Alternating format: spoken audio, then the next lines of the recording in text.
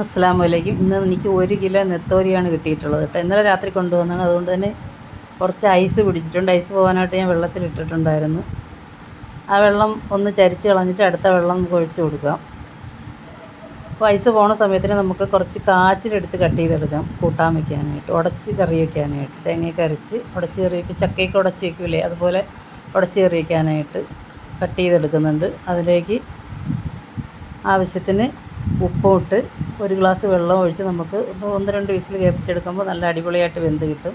അപ്പോൾ നമ്മൾ ചക്കയ്ക്കൊക്കെ അരയ്ക്കുന്നത് പോലെ അരച്ചിട്ട് ഇളക്കിയെടുക്കുമ്പോൾ ഉടച്ചീറ് റെഡിയായി.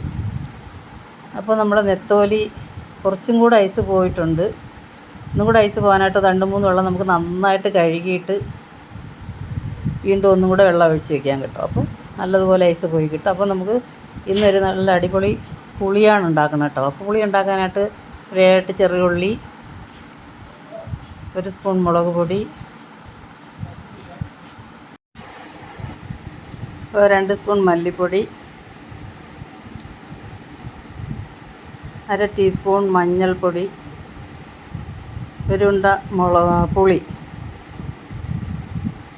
പിന്നെ ചേർക്കുന്നത് 1.5 സ്പൂൺ കുരുമുളക് പൊടിയാണ്. ഇതിൻ്റെ ഹൈലൈറ്റ് എന്ന് പറഞ്ഞാൽ കുരുമുളകാണ് കേട്ടോ. ഇതെല്ലാം കൂടെ നന്നായിട്ട് അരച്ചെടുത്ത് ആവശ്യത്തിന് ഉപ്പും ചേർത്ത് ഇത് കുറച്ച് ലൂസായിട്ട് വേണം വയ്ക്കാനായിട്ട്. എന്നിട്ട് നമുക്ക് കുറച്ച് നെത്തോലിയും കൂടെ നുള്ളിയിട്ട് ഒരു 2-3 ഇതള് കറിവേപ്പിലയും കൂടെ ഇട്ട് നമുക്ക് നന്നായിട്ട്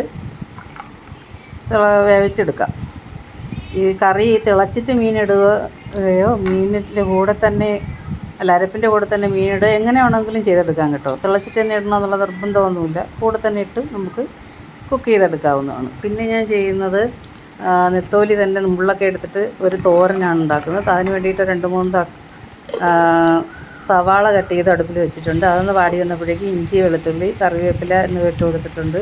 പിന്നെ നമ്മുടെ നെത്തോലിയും കൂടെ ഇട്ട് കൊടുത്ത് 1 സ്പൂൺ മുളക് പൊടി, 1/2 സ്പൂൺ മല്ലിപ്പൊടി, 1/4 ടീസ്പൂൺ മഞ്ഞൾപ്പൊടി, ആവശ്യത്തിന് ഉപ്പ്, ഇതെല്ലാം കൂടെ ചേർത്ത് നമുക്കൊരു 5 മിനിറ്റ് അടച്ച് വെച്ച് വേവിച്ചെടുക്കാം. വെന്ത് വരുമ്പോഴേക്ക് നമുക്ക് ആവശ്യത്തിന് തേങ്ങ ചിരകിയും കൂടെ ചേർത്ത് ഇളക്കി യോജിപ്പിച്ച് നമുക്ക് വാങ്ങി വയ്ക്കാം. അപ്പോൾ നല്ല അടിപൊളി ഒരു തോരനും ഉണ്ടാക്കി.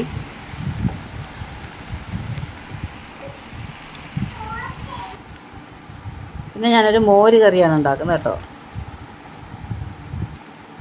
പുളി ഇഷ്ടമല്ലാത്തവർക്ക് മോര് കറി കഴിക്കാം. രണ്ടും ഇഷ്ടമാണെങ്കിൽ അങ്ങനെയും കഴിക്കാമെന്ന് വിചാരിച്ച് മോര് കറിയും വെച്ച് ഇന്നത്തെ ഊണങ്ങ് സെറ്റാക്കി എടുത്ത് പിന്നെ കുറച്ച് അച്ചാറും കൂട്ടി കഴിച്ചു. അപ്പോൾ ഇന്നത്തെ ഉച്ചയൂണിൻ്റെ വിശേഷങ്ങൾ ഇത്രയൊക്കെ ഉള്ളൂ. Okay, by.